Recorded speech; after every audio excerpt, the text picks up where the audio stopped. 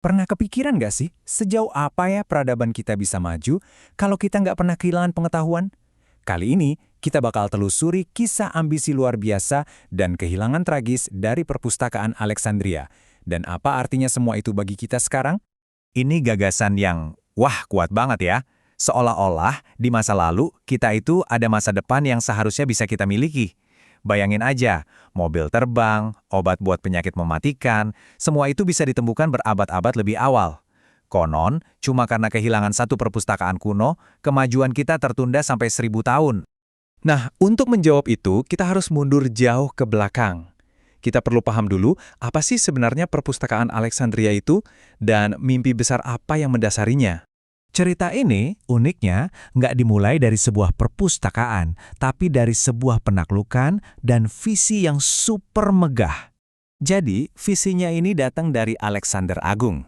Dia terinspirasi dari perpustakaan-perpustakaan hebat di dunia kuno dan bermimpi buat ngumpulin semua pengetahuan dunia di satu atap. Sayangnya, Alexander wafat sebelum mimpinya terwujud. Tapi, jenderalnya, Ptolemes I, yang kemudian nerusin cita-cita besar itu. Dan yang dibangun itu bukan sekedar gudang buku loh, namanya Musaeum, yang bisa dibilang adalah universitas riset pertama di dunia. Tempat ini jadi magnet buat para pemikir paling hebat dari seluruh penjuru dunia kuno buat datang, kolaborasi, dan menciptakan pengetahuan baru. Tapi ya gitu, buat narik orang-orang paling pinter, butuh sumber daya terbaik kan? Nah, dinasti Ptolemei ini bisa dibilang terobsesi banget buat membangun koleksi pengetahuan terbesar yang pernah ada. Pertanyaannya, gimana caranya mereka ngumpulin sampai 700.000 gulungan naskah di zaman tanpa mesin cetak atau internet? Jawabannya, metodenya cerdas, tapi di saat yang sama, brutal. Oke, coba kita bedah gimana cara mereka. Ini benar-benar agresif loh. Mereka menyita buku dari setiap kapal yang mampir, menukar gandum dengan naskah berharga pas kota lain lagi kelaparan, bahkan menjarah pengetahuan kayak harta rampasan perang. Pokoknya, segala cara dihalalkan. Tapi ya, harta karun sebesar ini pasti rentan banget. Dan akhir dari perpustakaan ini tuh bukan kejadian tunggal. Ini seperti kematian yang lambat, menyakitkan, terjadi sedikit demi sedikit selama berabad-abad. Kehancuran pertamanya dimulai dari kebakaran yang gak disengaja di zaman Julius Caesar, yang langsung menghanguskan sekitar 40.000 gulungan. Tapi itu ternyata baru pukulan awal. Luka yang paling fatal datang hampir 300 tahun kemudian saat perang di bawah Kaisar Aurelian meratakan seluruh distrik perpustakaan. Dan itulah akhir riwayatnya. Setelah hancur total, perpustakaan ini seolah lenyap dari sejarah, dan bersamanya hilang juga sebagian besar pengetahuan dunia kuno.